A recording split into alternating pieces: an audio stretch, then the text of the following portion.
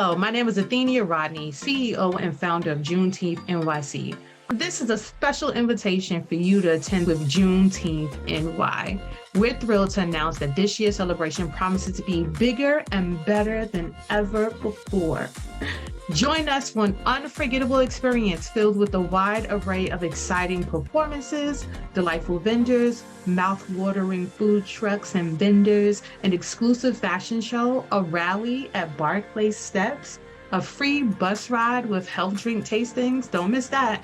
For those of you with little ones, don't worry, we've got you covered also. Juneteenth NY 2023 is the event for all ages. We'll be featuring a dedicated kids zone so that your young ones can join in on the fun. So why wait? Grab your free tickets. Yes, free. It doesn't cost anything, but we do need you to register so that we can prepare for the amount of people that will be in attendance on the weekend. So we look forward for you to go to our website at www.juneteenthny.com, or you can go to our Instagram at JuneteenthNY, like us, follow us, engage with our page. We love to see you participating. It warms my heart. Trust me, it does. And then go to our link tree and you'll get a direct link to register. This will be a monumental occasion. We can't wait to see you there. Thank you and have a good one.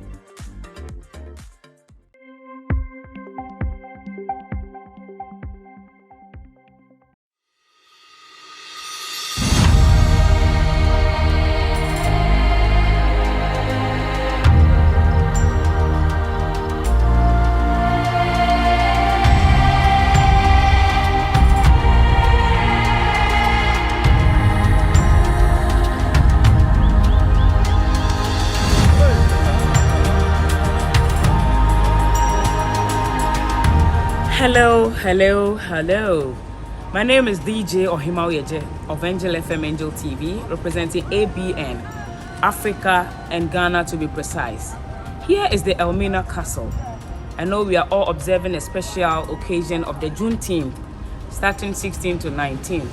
So I want us to throw light on the history that birthed the Juneteenth celebration all the way from Africa, Ghana, and the Elmina Castle. So let's take you through. Right, so you welcome to Elmina Castle, probably known. It is St. George's Castle, built by the Portuguese in 1482. The Portuguese were here in 1471. At the time when they were here, they traded with the natives then. But later in 1600, that was when they shifted the attention to human trade or slave trade. With the slavery, the castle was now named or probably known to be dangerous in 1600 with the point of enslaving Africans here. Now, the Portuguese starting the slavery, we're looking at the Dutch, who happened to be here, fought against Portuguese in 1637 and took over the place. They also used the same place here for slavery. They were here for a long time until slavery stopped in 1860 to 1870. When slaves stopped, they also sold this one to the English or the British. And as we talk now, slavery being over, the British ruled the nation. Ghana got independent 6th of March 1957.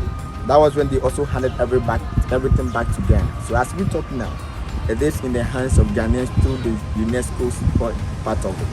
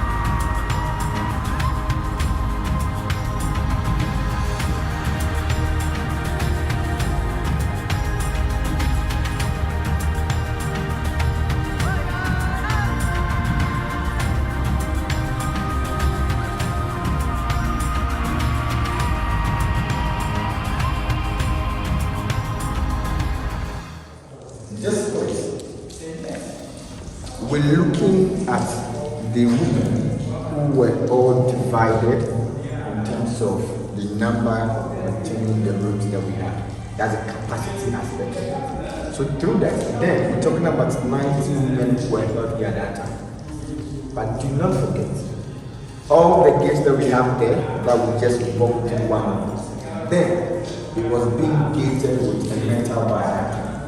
And also, the floor that we have, this is the original floor. So we'll go to the next one to see the realities of it there. So this place, this happens to be the largest place of the world. Then we are talking about 150 women who were not here at that time. Now with the 150 women, do not forget, and I still repeat myself, the children here were not counted together with the adults. So including, we are talking about more than 150 women here at that time. Condition at hand, and as I said earlier, all the gates that we have there was being gated with a metal. So the gated door that we have, it happened to be the place where ventilation was coming in. The other way around for ventilation to come is that of the small hole that we have over there. And this is what we have the women not in. Not only that, we also looking at the other aspects of human nature. Relating, vomiting, feces. The women to be talking about the menstrual cycle when it comes to the monthly basis of menstruation. All these things happen in your wife's body.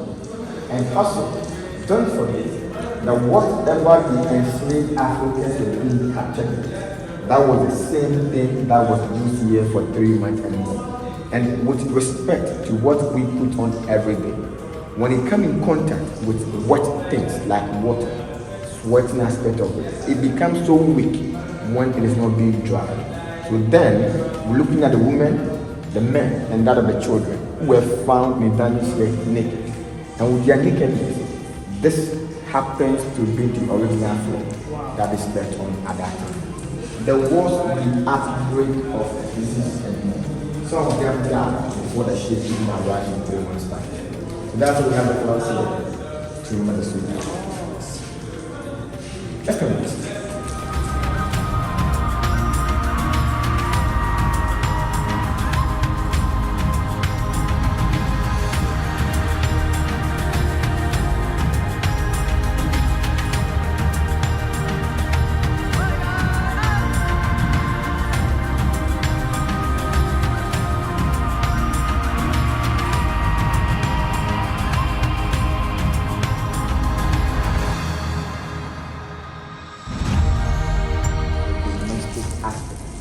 The same water here was used to be washing the women that they were raping or abusing.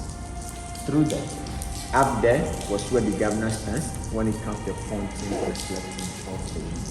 And after being selected, that is when the soldiers took up in to fetch water from here to wash them before they were now taken up to the governor's bedroom through a secret door or a trap door. Let's see from that side, please.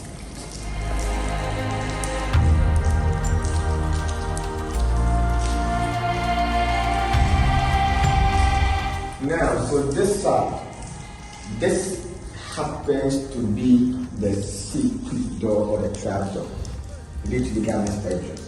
So that was where those who meant to be raped had to walk up to the governor's bedroom. Some of them were found pregnant in time that we have in here. So those who got pregnant, they had a place where they kept those pregnant women until they were washed.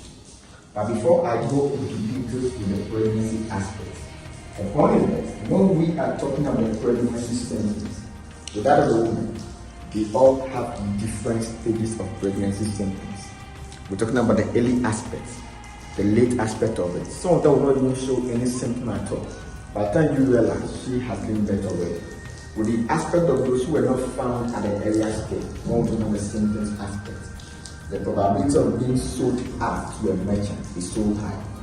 And taking them from here to the new world, it took about 6 weeks or more to get to where they were born. And the point of spending days, weeks, months on board, that's when by chance the symptoms of it start to show up. Now, with the merchant now realizing there were pregnant women found on board, we had a perception those pregnant women cannot work in a plantation. Through this, whatever that they get to, those women were left there for them to continue. So leaving those pregnant women there, we ought to ask ourselves two questions. One, what food are they going to eat? And also, the security aspect, how is it going to be? So then, there was the high rate of starvation people. And also, wild animals like snakes and other things that killed some of them at the time. Coming back to those who were found at an earlier stage, that they had a view that it kept them until they delivered. After giving birth, they do have some specific needs. Those children were now separated from their mothers. The mothers were sent back to Ghana to be sewed out. And then the children were now here to be trained at the point of them educating them. So this happens to be the next great children. But we're talking about the mulattoes. And as a result of the introduction of the children here, we are now looking at the Europeans who now wiped away the African culture. And then replaced it with the European culture. In the country of Ghana, more or less Africa as well. This happens to be the metal ball or the cannonball that they used to punish the women, that they claimed those women refused to go to the government bedroom when we're talking about the raping part of it. And as a result of them punishing them, they had a chain on top of it. And the chain on top of it was used to shackle them. This is very heavy. With the heaviness aspect, they cannot go anywhere. Do not forget about the condition aspect of nature.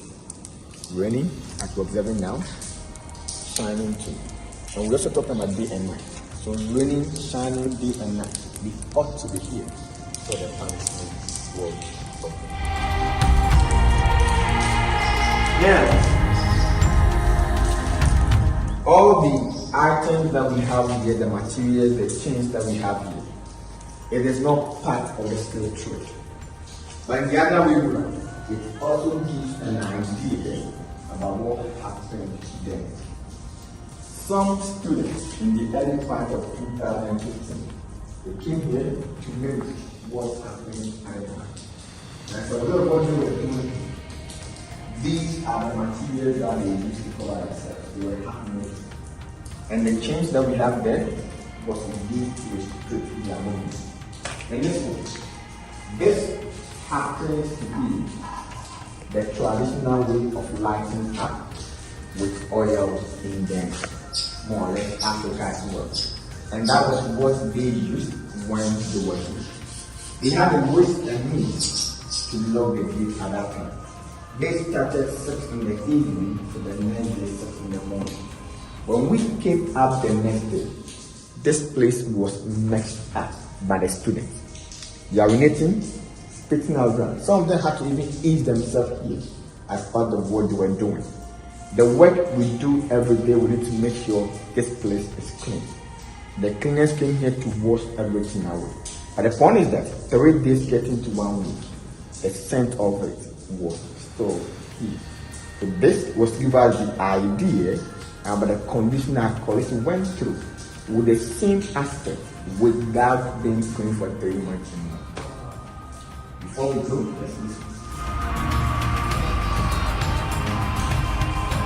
This happens to be the original metal bar that time that was used for the windows and that of the gates. But because most of them are damaged, we have the wooden ones here to replace it. Now we ought to ask ourselves a question here. The question is, if we are looking at this in terms of the 21st century, sea breeze making sure metal gets blasted, the question we need to ask ourselves is, what was the original size of this at the time that they brought it from the 14th to the 16th century?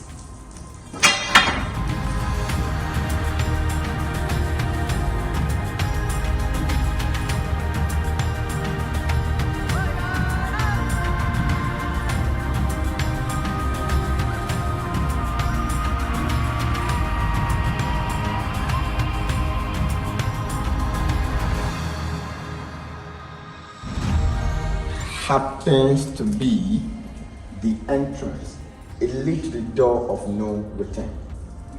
So here It was purposely meant for the enslaved women who survived in the dungeons at the time that the ship came in for them to be taken to the New World. So right here was where they had to walk down to the ship.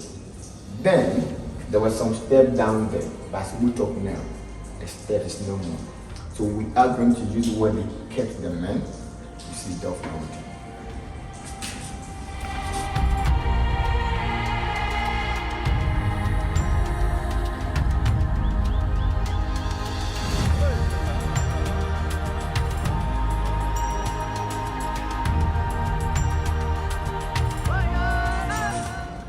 Now, in this place, this happens to be the point where the enslaved Africans who were being bought by the merchants, here was where they were being branded with hot metal on the chest as a way of naming or identifying them before they took them straight to the ship. Now let's see the door of water. Yeah, identification.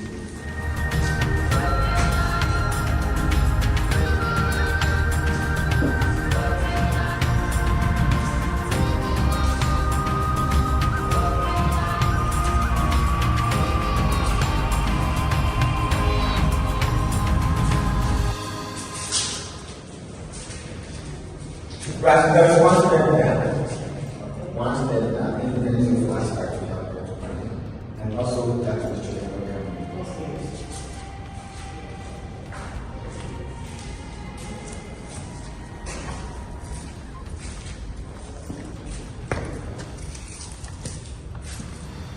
all the enslaved Africans were chained while they went through this door that was seen over there. We're going there very soon. But before we get to see the door of no return right there, this place as we all stand now, then it happens to be the emotional aspect or the affective aspect of it. The reason being the emotional aspect is that this place, it happens to be the only opportunity or the only time where if there were families within or friends, here was where they can or they could see themselves here for the last time before they were taken to a new world. And as a result of seeing your friend, your family person here, we are looking at a psychological aspect. Or looking at the base of what is going to happen to them in the other way around. So then there was the high rate of committing suicide.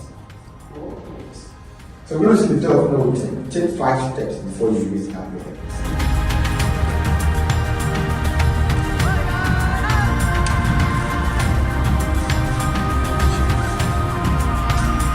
Now, what we have here,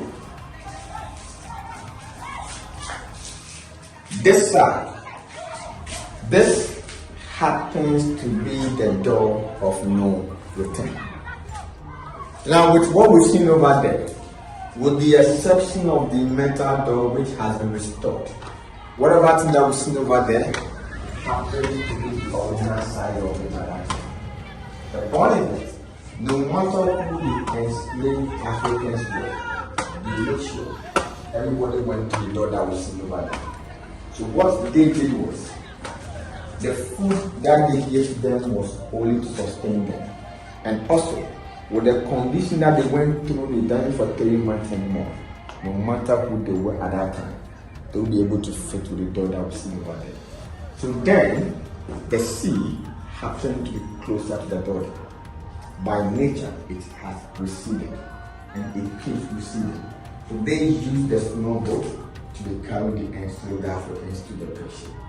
At the point of taking them to the New World, we're now looking at the merchants who had a mindset that taking the enslaved Africans from here to the New World, it happens to be a change of environment.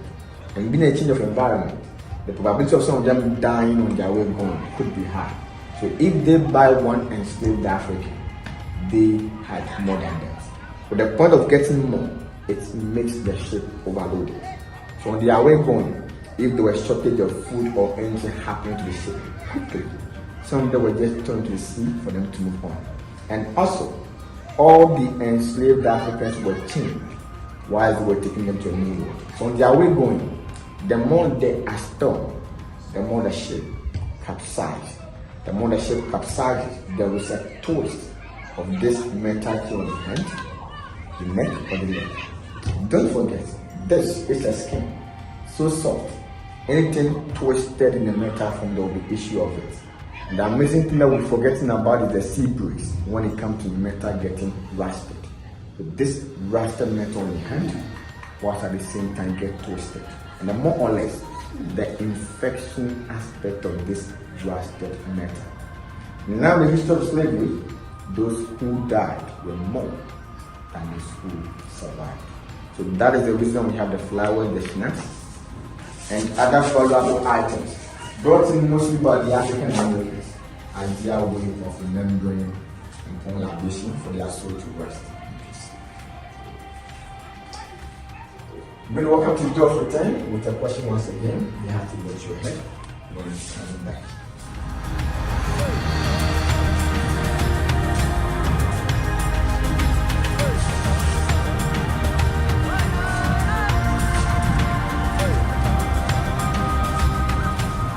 Those two places, it happened to be cells.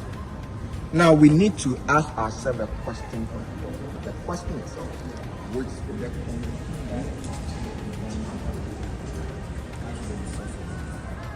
what happened in that atom? The answer will yet to come with when we get there to do the comparison. Now the exception of that place being the cells, all the rooms that we have down here was where the 600 men, excluding the children, were divided to be further inside. And the point is that right in the middle, now the museum. Then it happens to be the church. So the church being there, the side by side of the church was where the men were in front of the. When the Portuguese were here, they were Catholic. Happened to be Roman Catholic. So that was a Catholic church. Now, in 1637, the Dutch were the second Europeans who fought against Portuguese and took over the place. They also used the same castle for slavery until slavery stopped in 1860 to 1870. That was when they sold this one to the English or the British in 1872. The English used this place for administrative as a point of ruling the nation. When the Dutch were here, they happened to be Protestants who protested against the church. So they now converted the Catholic Church by the Portuguese as their way of auctioning or selling the enslaved Africans in there. So that was the slave market. Let's see the science.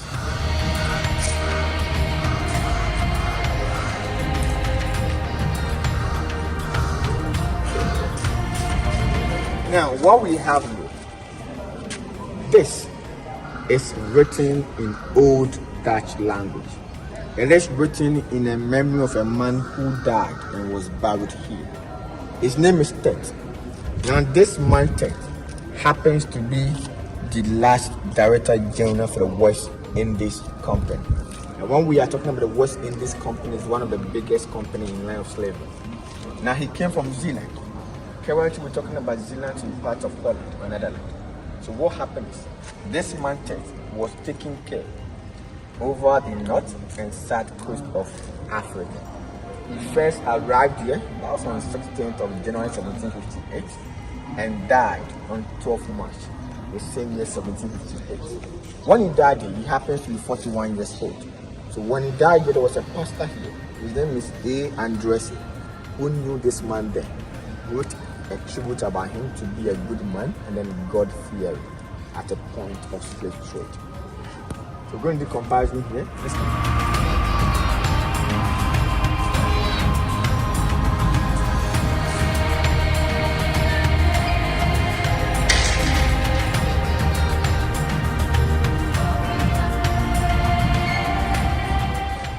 Yeah, this place, it happened to be the cell that was meant for the European soldiers. The soldiers who went beyond the rules of this place. Some of them got drunk, misbehaved, and a whole lot of it. So anybody who was found culprit, the person was brought here to be punished. But on this side, the punishment being over the way out of this place. The gate are closed happens to be the original metal gate at that time. So Just look at the spacing aspect of it. Do your own imagination. How well will this president take that out? Let's just finish on this.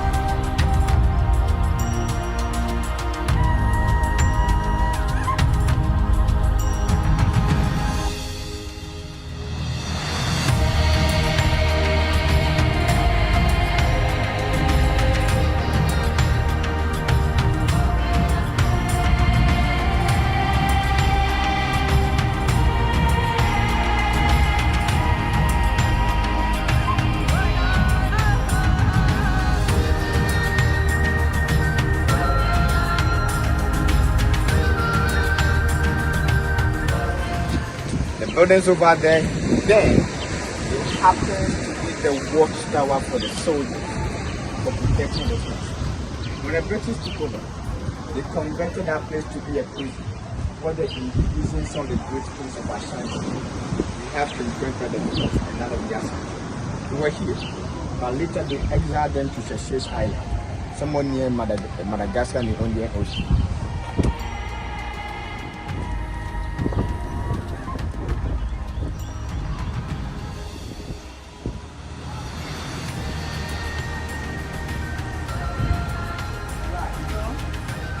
Building that we have out there, the height that we have out there,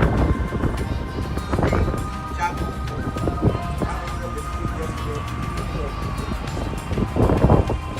and these are the colors of the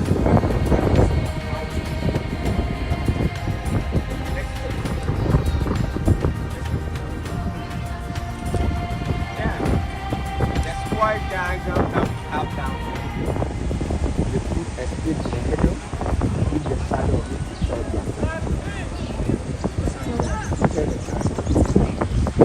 And then where we have the coconut planting, the sea water was coming in.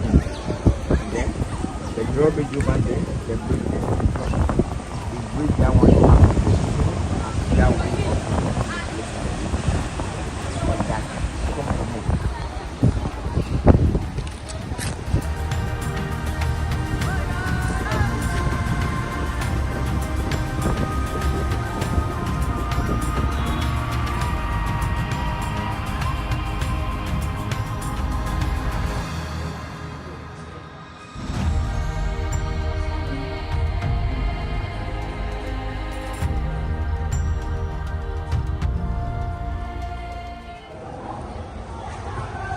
Right, so we saw the church of the Portuguese down there.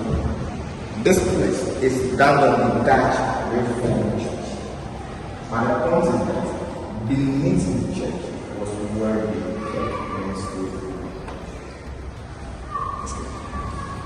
kept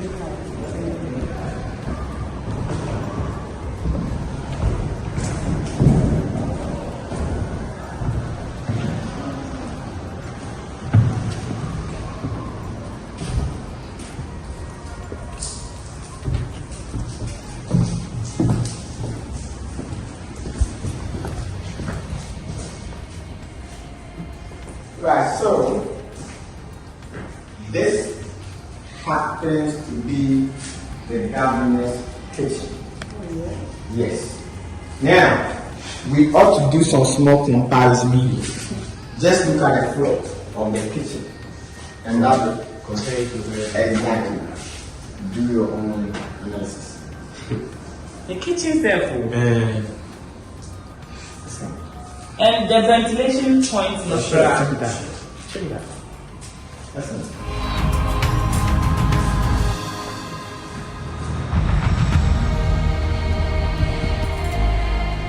Right, so this is the bedroom or the sleeping room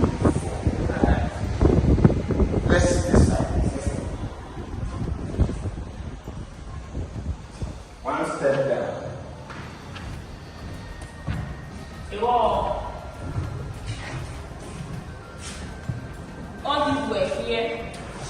The lighting system? Yeah. No. More or less they use the oil lights. Yeah. So this place, this is the living room or a sitting room. And then we have a dining room.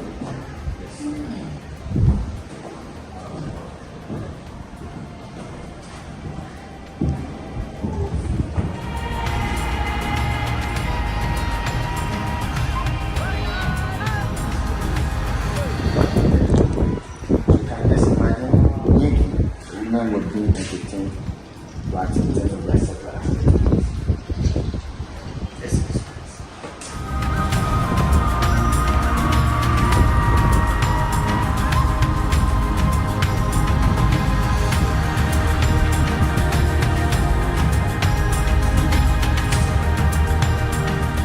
This place, if this the boardroom or a conference room, should there be any discussion, this is where you do it. As we talk now, it's a place for exhibition of paintings. If you have a quick look, you can do so. You don't move there. Right? Let's see this side too. Let's see this side.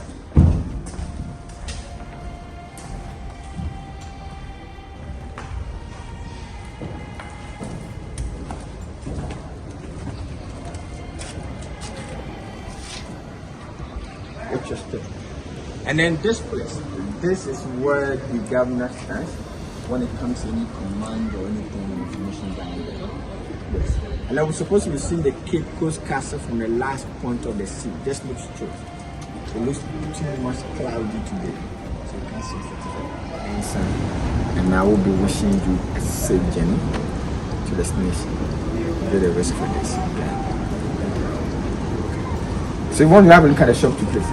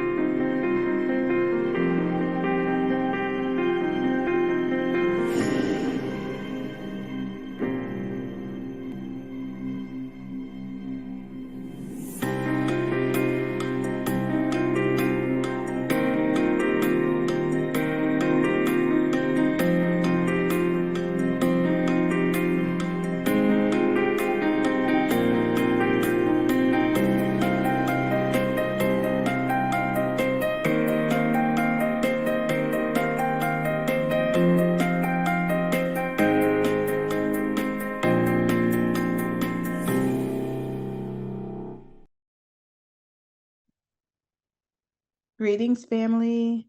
My name is Catherine Ann Mbali Green Johnson. I'm the daughter of Sarah, who is the daughter of Annie, who is the daughter of Josephine, and who's the daughter of Lucinda. I say their names to honor my maternal line as we begin to talk about the legacy of our people and their unacknowledged contributions to the wealth and wholeness of this country. My life's purpose is to manifest resources in abundance for creative communities across the African diaspora. I do this work as a cultural curator, an artist, as an arts administrator, and as a community advocate.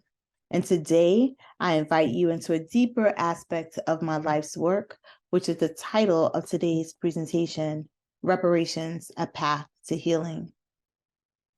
Understanding the historical context of systemic racism, systemic oppression, and racial injustice is crucial for comprehending the case for reparations. It provides a lens through which we can recognize the deep-rooted and long-lasting effects of past atrocities on marginalized communities. By acknowledging the historical context, we gain insight into the intergenerational trauma, economic disparities, and social inequities that persist today. Examining the historical context allows us to understand how racism and has systemically disadvantaged African Americans and perpetuated cycles of poverty, limited access to education and healthcare, and hindered wealth accumulation. It reveals the deliberate policies and practices, such as slavery, Jim Crow laws, redlining, and mass incarceration that have disproportionately affected African Americans and contributed to their ongoing marginalization. Moreover, comprehending the historical context helps us to recognize that the injustices inflicted upon African Americans were not isolated incidents, but rather well-calculated forms of oppression. It highlights the intentional barriers that have hindered progress and denied opportunities for advancement. Understanding this history provides a moral and ethical imperative for reparations. It allows us to recognize that the effects of past wrongs are not simply remnants of the past, but they continue to shape the present realities and lived experiences of African Americans. Reparations in this context can be seen as a necessary step towards addressing historical injustices, rectifying systemic imbalances, and fostering a more equitable society. By understanding the historical context, we gain a deeper appreciation of the urgency and necessity of reparations. It challenges us to confront the uncomfortable truths of our past and take responsibility for the ongoing consequences. Ultimately, this understanding serves as a catalyst for change and fuels the fight for reparations as a means to achieve justice, equality, and healing for African American communities.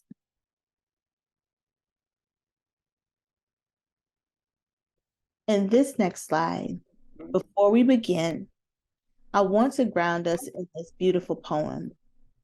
This poem is an invitation to a brave space written by Mickey Scott Page Jones. I use this poem in my presentations to help to ground us because there will be some hard things that we hear. There may be some triggering effects. So we want to make sure that we are approaching this conversation as in a brave way. And so the poem goes as such.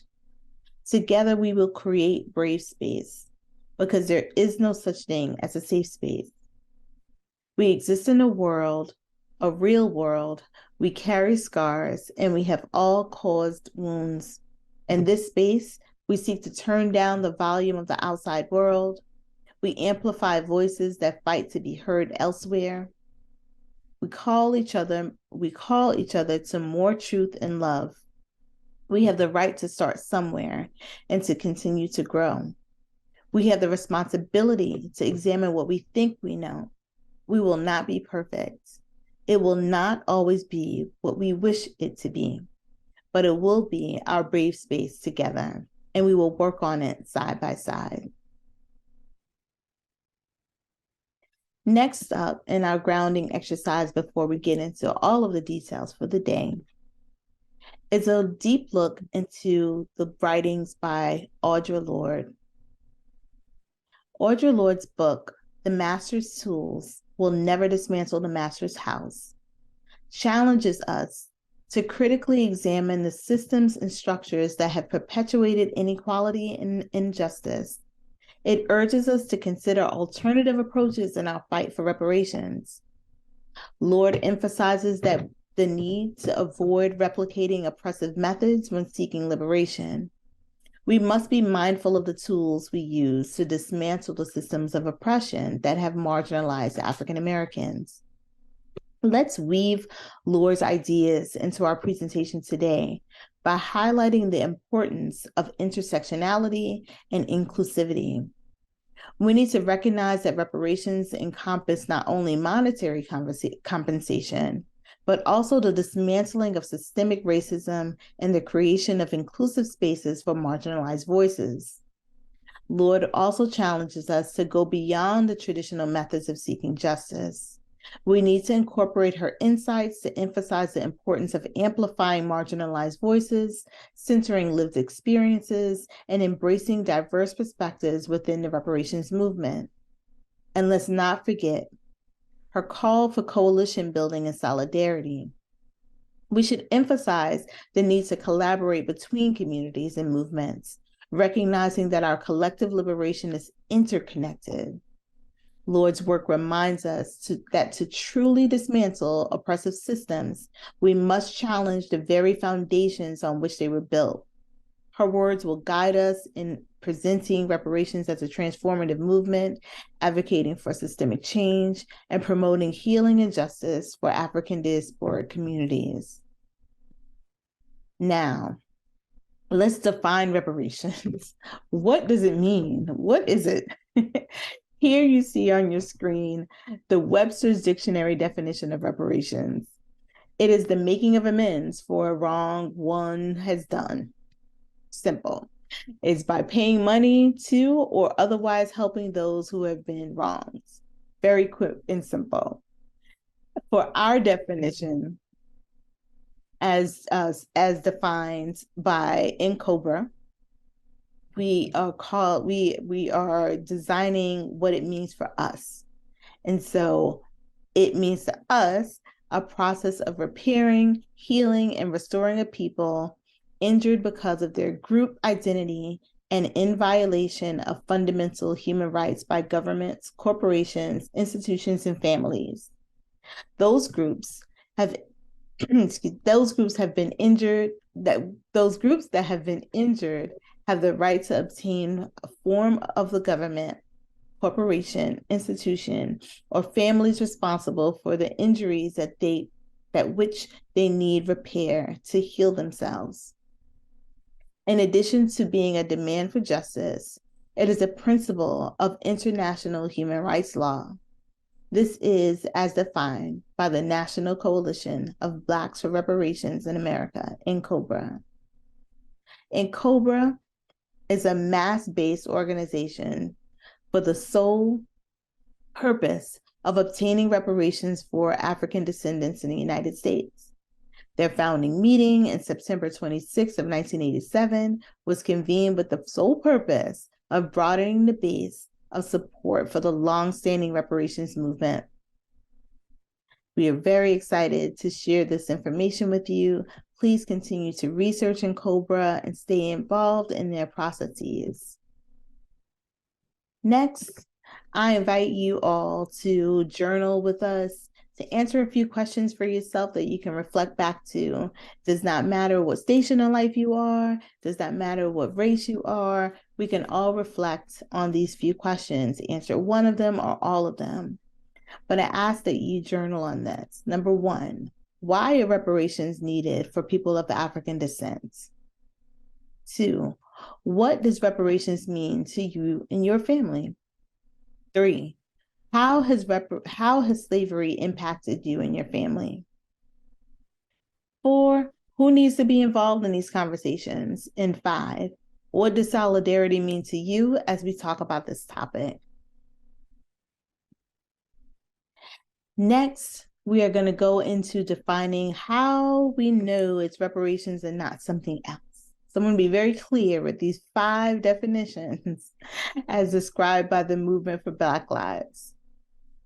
Reparations are an official acknowledgement, an apology for harm, public education or memorial about the harm, and compensation to a specific defined group of individuals harmed by a violation, including descendants, as well as family and community members of individuals directly targeted for harm who were adversely affected, and action to restore individuals harmed to the position they were in before the initial harm occurred, and changes to laws, institutions, and systems that aimed to ensure that harm will not happen again.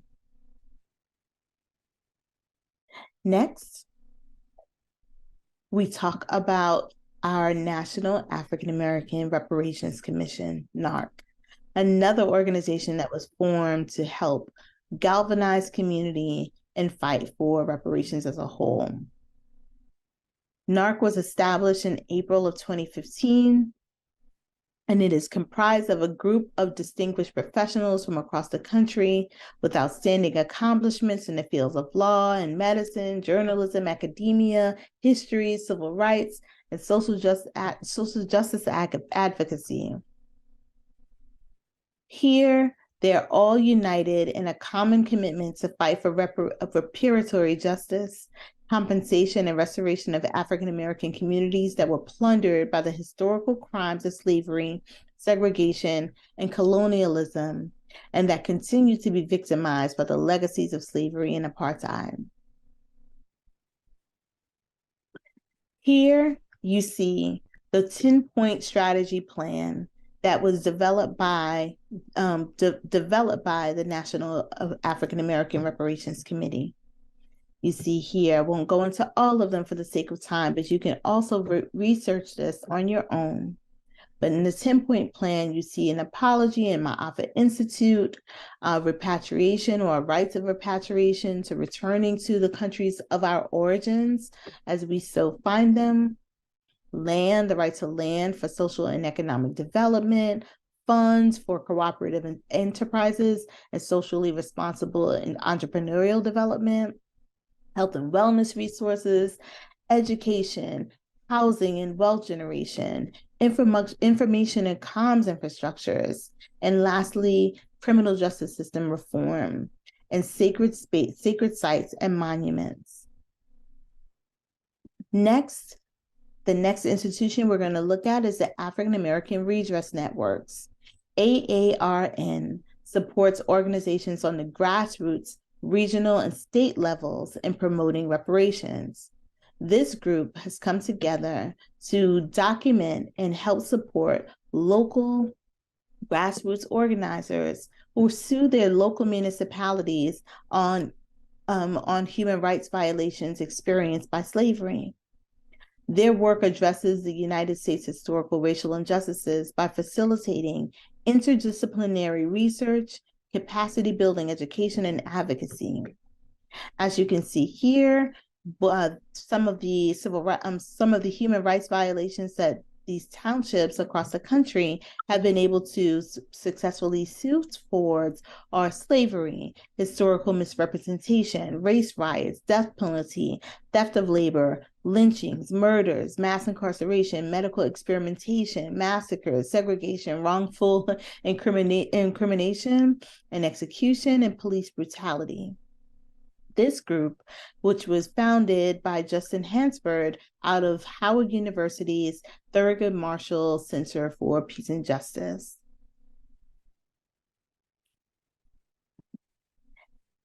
One of the case studies that the African American Redress Network puts into our purview is the case of Evanston, Illinois. In Evanston, under former Alderwoman Robin Ruth Simmons' leadership, Evanston became the first city in the United States to pass a reparations resolution in 2019 for Black residents whose families were affected by research found in their local clerk's office, where multiple instances of racial housing discrimination cases were uncovered that were perpetuated by the city of Evanston. It was found in this investigation that in the 1920s, elected officials began approving permit applications to move homes to the Fifth Ward. Most of those homes were owned by Black families. By the 1930s, the United States federal government convened the Homeowners Loan Corporation, HOLC, which brought together mortgage lenders, developers, and real estate professionals across the country to design color-coded maps designating the creditworthiness of certain neighborhoods. This process is called redlining. This now redlined community was labeled as hazardous and subsequently denied FHA mortgages. Due to this calculated segregation process, the neighborhood that Black people now were forced to live in was disinvested and stripped of neighborhood schools, infrastructural resources, and access to quality health care, to name a few. By 1940, 84% of African American households in Evanston were located within the Fifth Ward. And today, the Fifth Ward remains racially segregated.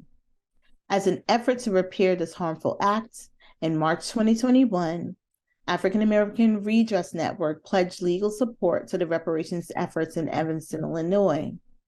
The city council here was preparing to vote on a local reparations restorative housing program, and resulted in the city council voting 8-1 on March 21st of 2021 to approve the reparations program. This resulted in qualifying households being awarded $25,000, up to $25,000 for down payments or home repairs. Despite the approval by the city council, this ordinance is being threatened with legal challenges. Despite that, in April of this year, 2023, the Reparations Committee unanimously recommended the inclusion of a fourth option for beneficiaries receiving payment through the housing program. They are now eligible for direct cash payments to beneficiaries who qualify. This is one step at providing reparations to those who are affected by housing discrimination. The African American Redress Network continues to work with the city of Evanston to create a path to Black wealth generation over the next 20 years.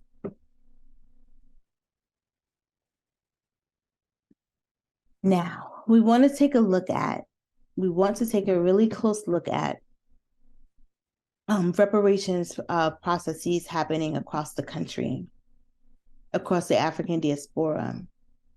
From Asheville, North Carolina, Detroit, Michigan, St. Louis, Missouri, Amherst, Massachusetts, and Boston, Massachusetts, cities across the country are trying to repair harms caused by institutional racism. In San Francisco, a reparations committee is seeking payments proposed of $5 million to every eligible Black resident. A final report that includes board feedback is due out this month, and according to San Francisco African American Advisory Committee, it looks pretty good as it comes to the recommendations here. This imperative is growing across the country. In this map, you can see across the United States commissions and task force that are forming in the states of New York, New Jersey, California, Washington, D.C., and many others that are being inspired to join the effort daily.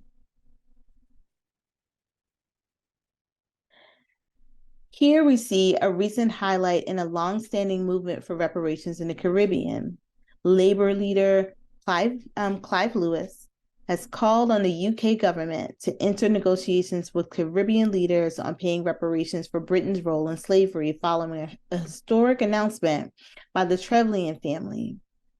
In his advocacy effort, He pointed to the recent announcement by the Trevelyan's, an aristocratic British family who made history by traveling to the Caribbean to publicly publicly apologize for the ownership of more than 1,000 enslaved Africans and committed to paying reparations. Lewis states in this article, they did what no British government has ever done before. They apologized for their ancestors' part in the exploitation of the 1,000 slaves they own on 6 plantations. He then goes on to say, they acknowledge the financial and cultural advantage that this generated for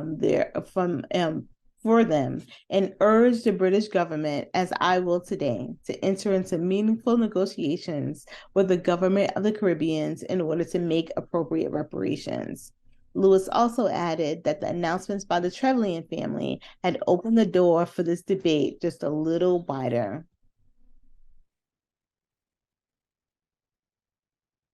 Next up, you see a global effort for the reparations movement. There was a conference held in Accra, Ghana, and keynoted by President of Ghana, His Excellency Nana Addo Dankwa. As you can see, my dog is very excited about this incredible movement across the country. So I hope you enjoy her 2 cents in this topic. For the Accra delegation highlights the legacies of the transatlantic slave trade, colonialism, and ongoing harms. It calls for the United Nations Permanent Forum on the People of African Descent to convene on a global summit for former colonial powers on the issues of reparations. And it calls for the development of prosperous economies through reformation of global systems and structures, and the return of stolen artifacts.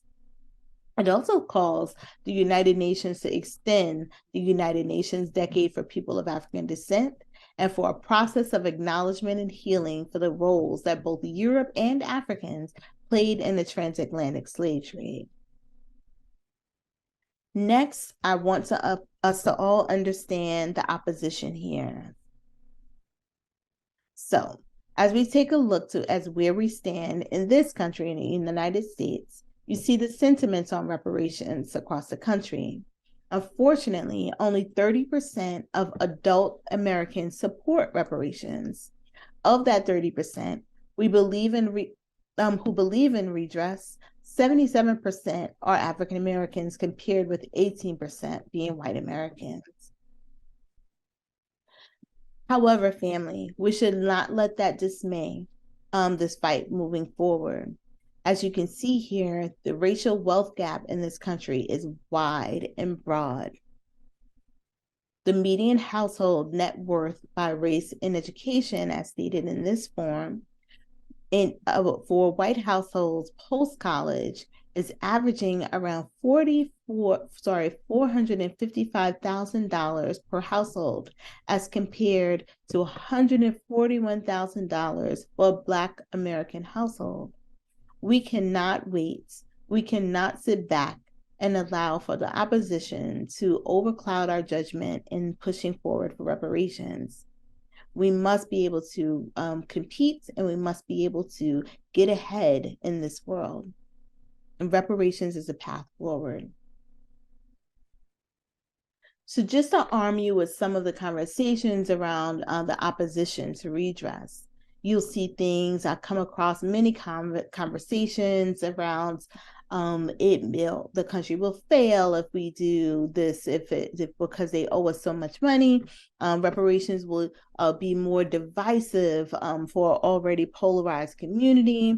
Many things are said in opposition, but I want you to be clear in where those comments are rooted in. This opposition to redress is linked directly to the maintenance of white supremacy in at least 2 critical ways: the failure of education regarding our nation's history, and the willful misperceptions of the existence of the wealth gap, its size, and the federal government's role in its preservation. The information that I'm providing to you in this presentation and the subsequent slides that follow unabashedly strikes down the most common misconceptions about reparations. So please take notes so that you're armed with knowledge when you're when there's a conversation that bump up against this concept of us as a people moving forward for healing. In the next slide, you're going to see a short video on how this can be achieved and precedents across the country.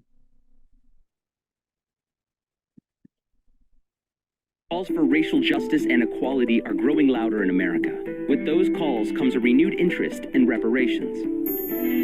Reparations are the act of making amends to someone or a group of people who have been wronged. Germany paid billions of dollars in reparations to Holocaust victims or their families and to Israel after the Nazi atrocities of World War II. And in 1988, the U.S. paid more than 80,000 Japanese Americans who were held in internment camps during World War II. They each got $20,000. But African Americans have never gotten reparations for their 246 years of slavery. Lawmakers have introduced bills in Congress to study reparations and whether it's possible, but most have never gotten very far. In 2008, the House of Representatives issued an apology for slavery. And in 2019, bills to study and develop a proposal for reparations were introduced into both houses of Congress. But the legislation languished. Recently, there's been renewed interest, like the Harriet Tubman Community Investment Act, which the Maryland General Assembly is considering. The Brookings Institution says it could be a possible blueprint to what reparations could look like for Black Americans. Under this act, the descendants of slaves in Maryland could receive the following repayments. Tracing the descendants of slaves will be one major challenge. Unlike victims of the Holocaust and Japanese internment camps, there are not a lot of paper trails for the descendants of slavery. The census didn't count Black Americans until 1870, and unlike immigrant groups who have their history documented at Ellis Island, there's no central historical database for the descendants of slaves.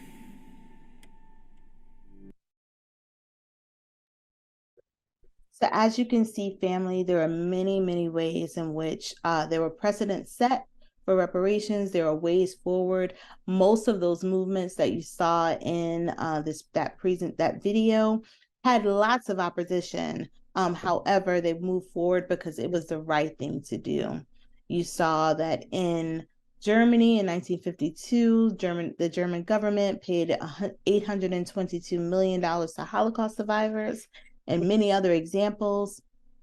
And then also in the United States, under the Obama administration, more recently, $25 million in 2015 was dedicated to Holocaust survivors from the United States government as well.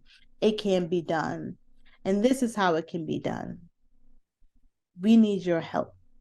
So our call to action for you as a community, we have a huge campaign for Juneteenth and the reparations movement. Week 1 focuses on the basics for reparations. Week 2, there's teachings, there are all sorts of things that you can get involved with. You can visit the Movement for Black Lives at the website you see listed on today's presentation. So you can educate yourself and arm yourself in ways in which you can get involved in this fight. You can also visit my website. I've done 4 episodes interviewing many of the people I mentioned in today's presentation, such as Justin Hansford from the Thurgood Marshall Civil Rights Center at Howard University, as well as former Alderwoman Robin Ruth Simmons for her work in Evanston, Illinois. So please visit the website to arm yourself with that knowledge and watch the interviews so you can learn more. And then we also have here, you can join me as I kick off my monthly podcast series titled The Art of Reparations, conversations on art, activism, and reparations for African diasporic communities across the globe. You can register at katherinembali.com to join in the conversations. We kick off these conversations on June 19th at 7 p.m. Eastern Standard Time. I look forward to seeing you there. And family, before we leave today, I thank you so much for your time and energy. And I want to leave with just a beautiful song sung by Ayanna Gregory, who is the daughter of Dick Gregory, our beautiful leader who has passed on, but left us with lots of wisdom and knowledge and fortitude towards this fight. And so Ayana will end us today with a beautiful rendition of Lift of Every Voice and Sing, not just in English, but in Kiswahili. May this song heal you. May it be a contribution into your advocacy efforts. I thank you again, and I look forward to seeing you all in the future. Good night.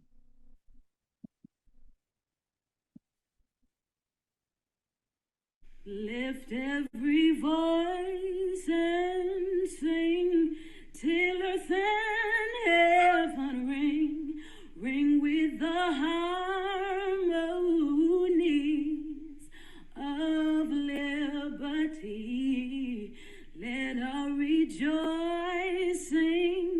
rise high as the listening skies. Let it resound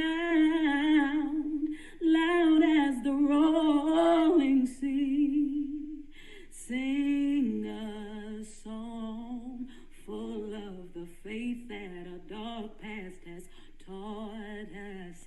Sing a song full of the hope that the present has brought us, facing the rising sun of our new day begun.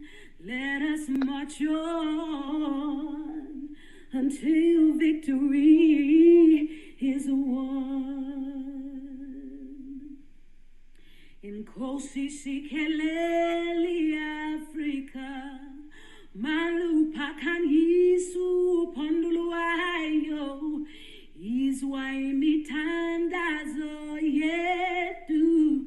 In Kosi Sikelela, Tina Lusapuluayo, Woza Moya, Woza Moya, Woza Moya, Woza Moya, Woza Moya. Oh, Yingwele, Usisikelela, Tina Lusapuluayo.